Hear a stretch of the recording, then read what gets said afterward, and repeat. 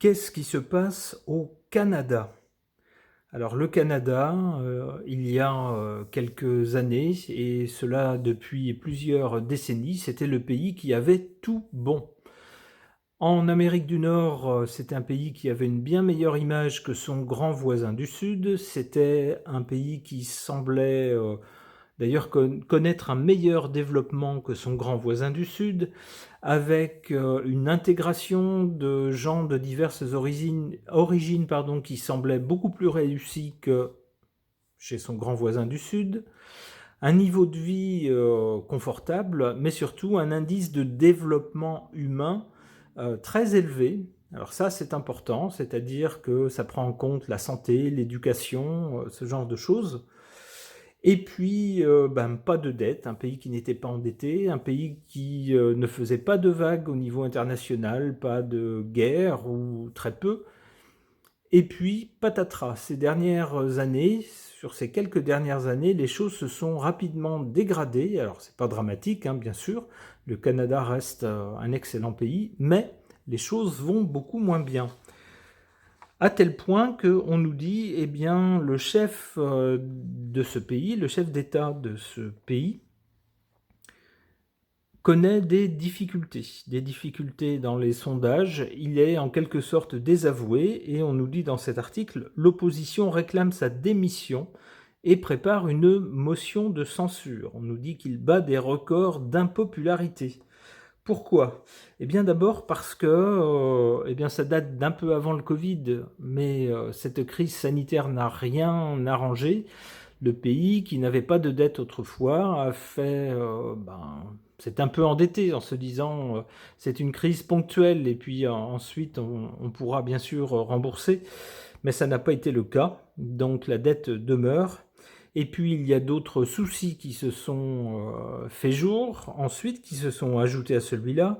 Il y a également un problème de logement au Canada, avec des loyers qui atteignent des sommets et qui rendent la question du logement très compliquée pour certaines personnes qui pourtant travaillent. Et puis il y a enfin le dossier de l'immigration. Alors on sait que c'est un pays qui a accueilli à bras ouverts des gens venant d'un peu partout dans le monde, ce qui est louable et ce qui a très bien fonctionné pendant un moment, mais il semble qu'il y ait maintenant parfois quelques problèmes ou quelques ratés. Alors, je ne vis pas au Canada, donc c'est un point de vue tout à fait extérieur. Je peux bien sûr me tromper sur ces questions. Si quelqu'un du Canada regarde cette vidéo et estime que je me trompe sur certains points, n'hésitez pas à le faire remarquer. Vos commentaires seront bienvenus, de même que vos précisions.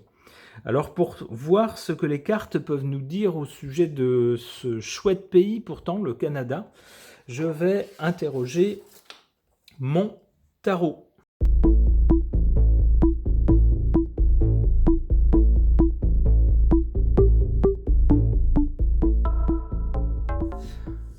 Alors, que nous disent ces cartes par rapport à la question du Canada? En carte centrale pour le présent, on voit cette carte du pape. Le pape, c'est quelqu'un qui fait autorité. Alors plus une autorité spirituelle. On pourrait y voir, alors le pape c'est aussi une idéologie, alors le pape se rapporte à une religion, mais une religion c'est une croyance, donc ça peut être aussi par extension une philosophie, une idéologie. Alors j'y verrais bien, puisqu'on voit quelqu'un qui porte quand même un symbole de pouvoir, j'y verrais bien le chef de l'État canadien. Et ce chef de l'État canadien s'est distingué ces dernières années en soutenant l'esprit woke. Alors c'est très moderne, c'est dans l'air du temps, mais pour certains c'est allé un peu loin. On a vu certaines vidéos avec certaines parades, certains défilés de personnes avec des sexualités alternatives, on va dire, dans certaines rues de villes du Canada qui étaient assez surprenantes. Vous voyez, c'est ce genre de choses que ce chef d'État, par exemple, regardait avec bienveillance, par exemple. Donc c'est lui que je verrais ici, incarné dans cette carte du pape. Donc un homme qui a le pouvoir et qui soutient une certaine idéologie. Alors son idéologie ne se contente pas, ne se limite pas à des questions sociales, comme justement ce mouvement woke, mais c'est aussi, par exemple, la question de la dette, en disant oh ben, on est un pays qui est très peu endetté, donc on peut y aller, on peut s'endetter un peu plus, et puis on verra bien à l'avenir, on se débrouillera pour le rembourser. Oui, sauf que ben, ça se passe pas toujours comme on veut, et puis si une deuxième tuile tombe sur le coin de la figure, ben non, on peut pas rembourser, on est obligé de continuer à emprunter, par exemple. Donc c'est toute une idéologie qui est liée au personnage, à ce monsieur. À l'origine, ben, on a la carte du diable, donc il y a bien des questions. Le diable en plus répond formidablement bien à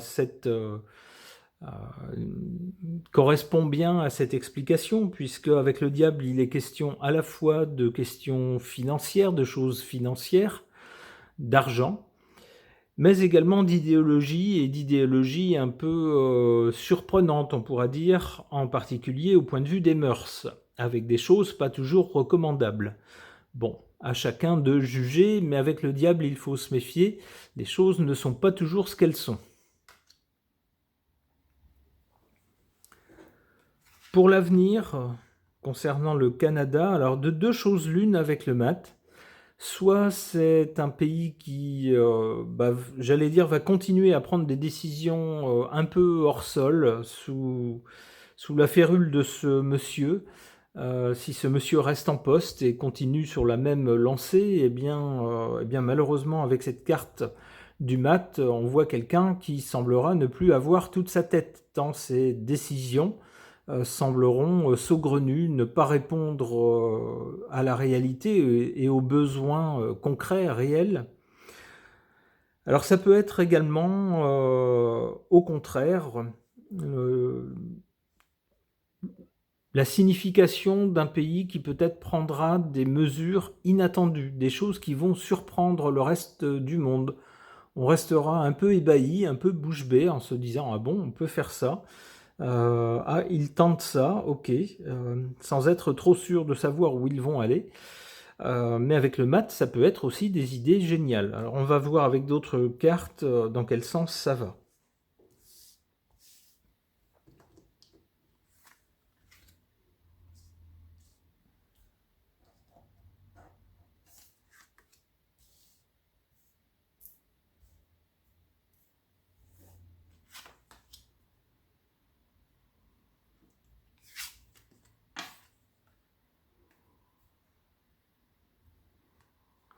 Alors c'est amusant, on a en carte favorable et défavorable. Favorable, on a la justice, défavorable, on a le jugement.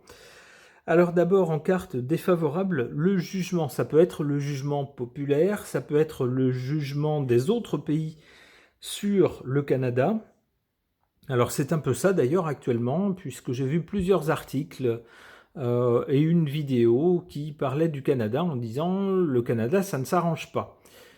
C'était un super pays qui réussissait tout auparavant, et bien là maintenant il y a quand même quelques nuages au-dessus de sa tête, et puis les prévisions ne sont, alors elles sont pas catastrophiques, mais elles sont très mitigées, on pourrait dire, pour le Canada. On a donc un jugement extérieur, alors un jugement également économique, un jugement social aussi, en se disant est-ce que le chef d'État a bien fait les bons choix finalement. On trouvait ça très moderne, les options qu'il avait prises, mais finalement maintenant, on voit que ça pose certains problèmes. Alors est-ce que c'était bien les bons choix? C'est le jugement qui est porté sur ce pays maintenant. Et il est plutôt défavorable, puisque le pays connaît des difficultés.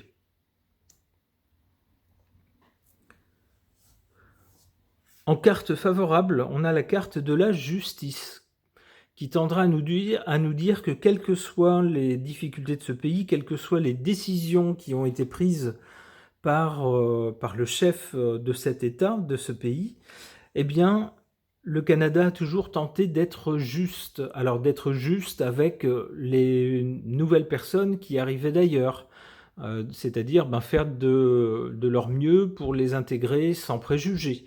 voire donner un coup de main bienveillant, mais en même temps en étant juste, c'est-à-dire ne pas tout donner non plus.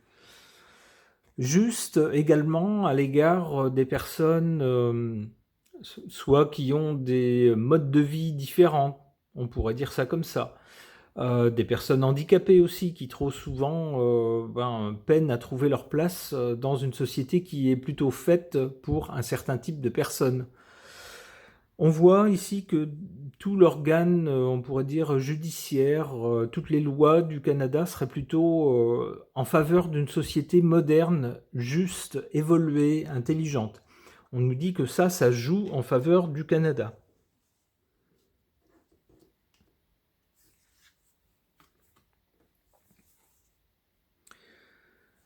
Alors, du côté de l'avenir, avec le MAD, donc, il y a des choses originales qui sont faites, alors en bien ou en mal. Ça peut être des délires complets qui vont complètement dans le mur, mais ça peut être aussi des idées géniales. En tout cas, ce sont des choses inédites, originales, qui surprennent. Là-dessus, on a le chariot.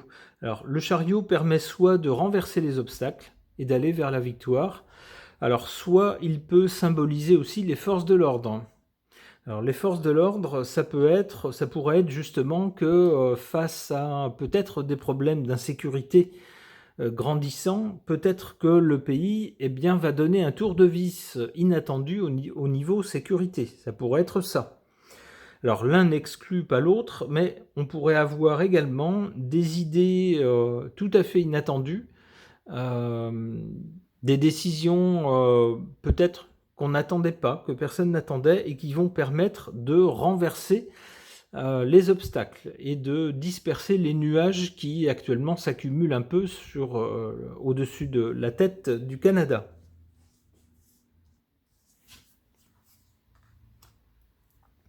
L'impératrice, avec l'impératrice, on nous parle d'organisation et de communication. Alors l'organisation, ça ne m'étonne pas de la part du Canada.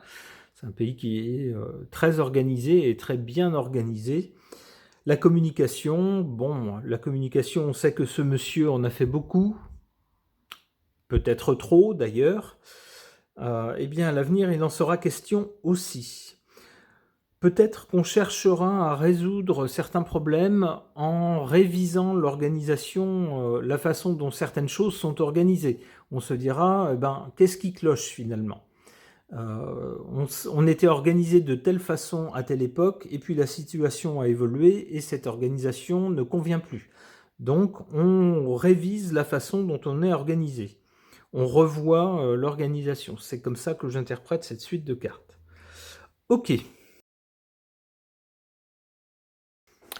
Concernant la situation du Canada, dont plusieurs médias nous disent que ça va moins bien que ça a été par le passé, qu'il y a plusieurs problèmes importants qui s'accumulent dans le ciel du Canada. Donc pour tenter d'avoir une autre vue, la vue des cartes, j'interroge l'oracle de Mercure.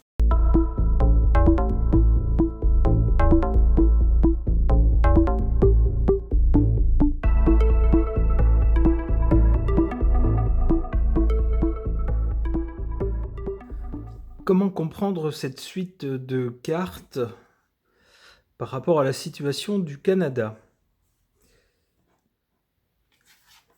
Pour le présent, on a cette carte du vase qui nous parle de sensibilité, d'émotion, d'intuition, de régénérescence et de psyché.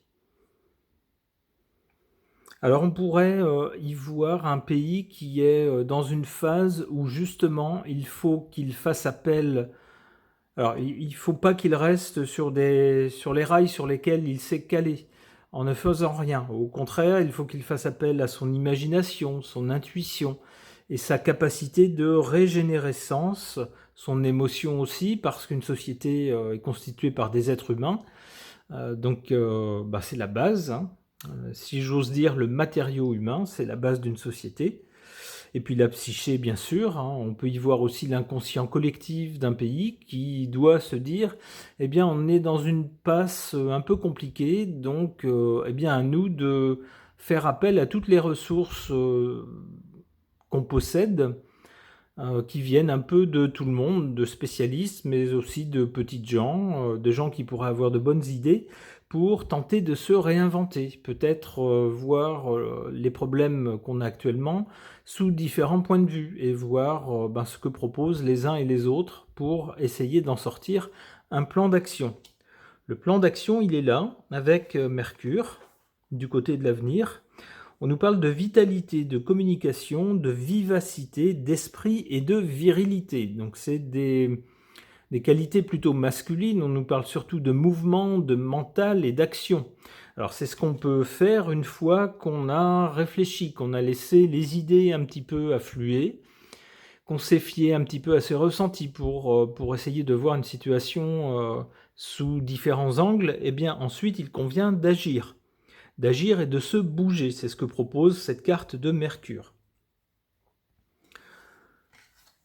En carte ici, du côté du passé ou de la cause, on a cette carte de la clé qui nous parle d'évolution, d'opportunité, de projet, de nouvelles directions et de quête. On voit un pays qui cherche à atteindre quelque chose. Avec aussi, on nous le dit ici, une nouvelle direction et une opportunité. Alors on peut y voir l'arrivée au pouvoir du dirigeant actuel, du chef d'État actuel du Canada. Alors bien sûr, si on fait omission de la couronne britannique et qu'on se concentre sur le monsieur, dont le prénom commence par un J, eh ben, c'est peut-être lui qui a incarné cette clé à un moment donné dans le passé. C'est-à-dire, on dit, voilà, c'est quelqu'un de jeune qui va donner un coup de jeune au pays, qui va en faire un pays peut-être plus moderne, avec des idées nouvelles, etc., hein, qui va aider le pays à évoluer. C'est une opportunité. Il va peut-être impulser une nouvelle direction au pays. Mais remarquez que cette carte appartient au passé. Comme on l'a vu dans l'article présenté en introduction, ce monsieur est plutôt maintenant jugé sévèrement sur les résultats de son action. D'où maintenant une recherche d'idées, de nouveaux plans d'action qui seront mis en œuvre à l'avenir.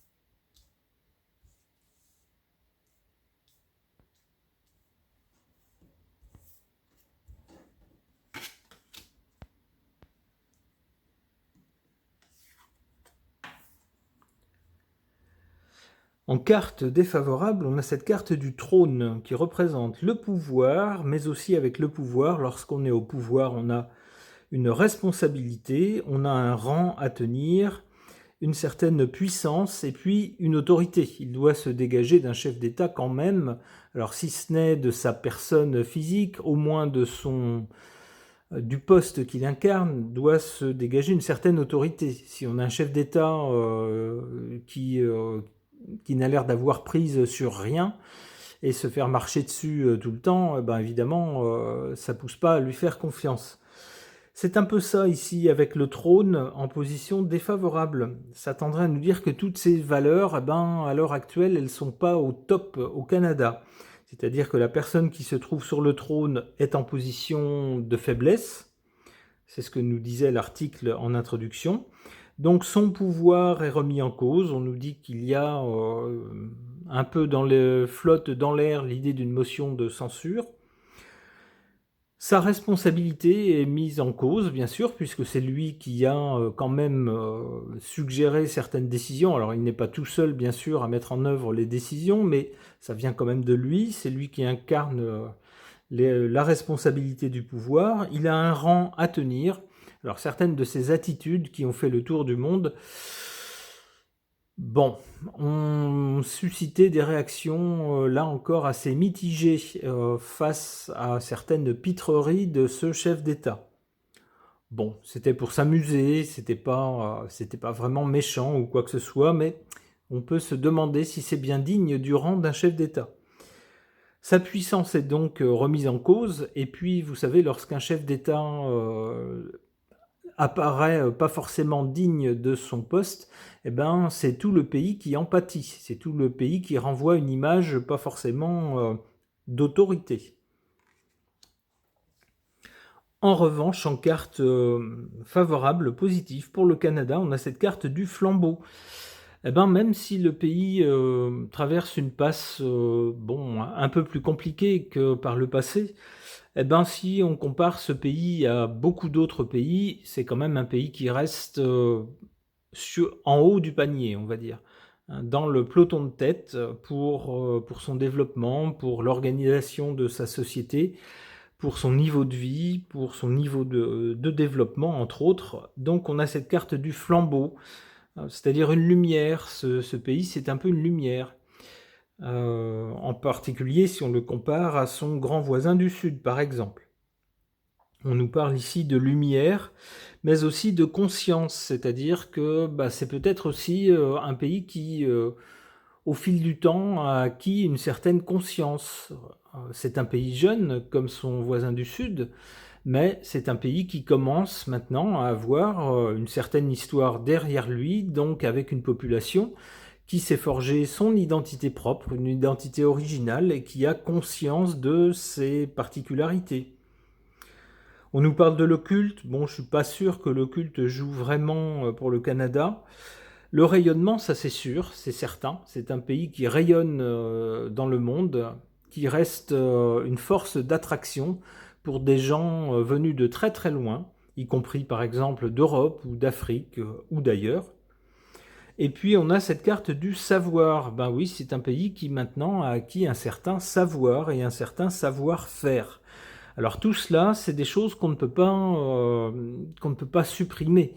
C'est pas des choses qui disparaissent avec une crise. C'est en quelque sorte, ça fait partie du pays, ça fait partie de l'ADN de sa population, de la société canadienne.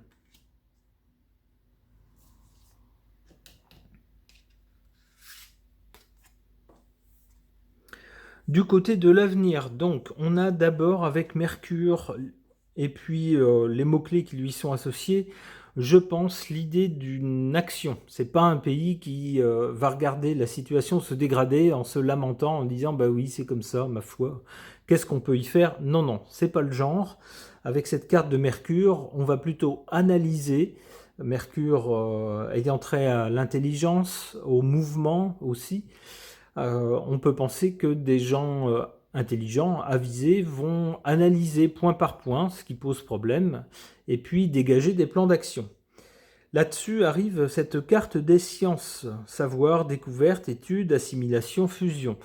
On peut penser que ce pays va beaucoup se tourner vers la science, les nouvelles technologies, les découvertes, en se disant c'est peut-être ça la clé, c'est peut-être d'avoir une longueur d'avance dans tous ces domaines.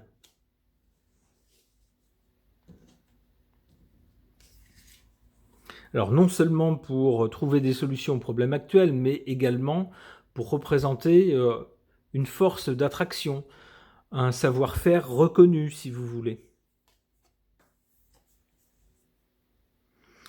On a ensuite cette carte de Janus. Janus qui nous parle de fin et de recommencement, d'ambivalence, de dualité, d'équilibre et de seuil.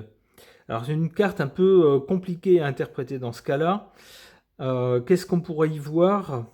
Peut-être justement cette carte d'un équilibre à trouver entre différentes choses, entre, par exemple, on parlait de dette tout à l'heure, entre ne pas avoir de dette du tout, ce qui est très compliqué, et puis, à l'inverse, être endetté à l'excès, ce qui devient très dangereux pour le pays. Il y a peut-être un équilibre à trouver entre les deux.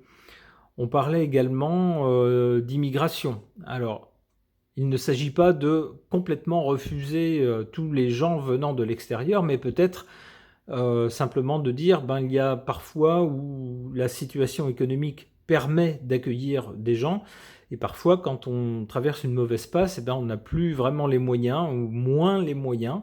Donc à ce moment-là, on peut restreindre le nombre de personnes admises, par exemple, ou créer des conditions plus restrictives. Ça peut être ça. Ça peut être aussi au point de vue de la société. Si on se dit, si un flux de personnes avec une culture très très différente de la nôtre arrive de façon trop importante, ça peut menacer ça peut mettre en péril la culture qu'on a eue jusque-là. Par exemple, hein, ça peut être ça. Je verrai dans cette carte donc l'idée d'un équilibre à trouver pour l'avenir. Une dernière carte. Salomon, ici, avec associé au mot justice, loi, mais également spiritualité, magie et sacralité. Alors ça peut laisser penser que tout ce qu'on aura trouvé, toutes les actions qu'on aura prises, toutes les découvertes qu'on aura faites, tout l'équilibre qu'on aura trouvé, eh ben on va chercher à, en quelque sorte, graver ça dans le marbre pour l'avenir. Hein, sacralité, c'est sacraliser aussi un peu les choses, c'est-à-dire trouver la bonne voie, trouver le bon équilibre et puis s'y tenir pour la suite. Alors ces cartes n'annoncent aucune catastrophe pour l'avenir. Il est plutôt question d'une belle évolution pour le Canada, mais d'une évolution qui demande quelques efforts, sans doute pour parvenir à quelque chose de satisfaisant pour tout le monde. C'est ce qu'on souhaite évidemment aux Canadiens. Ce tirage est maintenant terminé. Merci de l'avoir suivi.